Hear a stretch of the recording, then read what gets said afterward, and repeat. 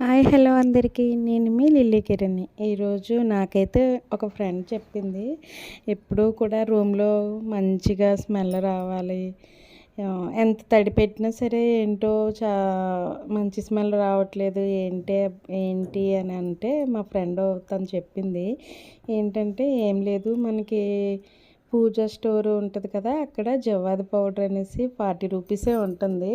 అది తీసుకున్నాను. దాంట్లో టిష్యూ ఉంటుంది కదా, ఒక టిష్యూని 8 ముక్కల కింద కట్ చేసి ఒక్కొక్క దాంట్లో ఒక్కొక్క కొంచెం చిటికెడు జవాది పౌడర్ వేసి అందులోని వాటిని చిన్ని మూటల కింద కట్టాను.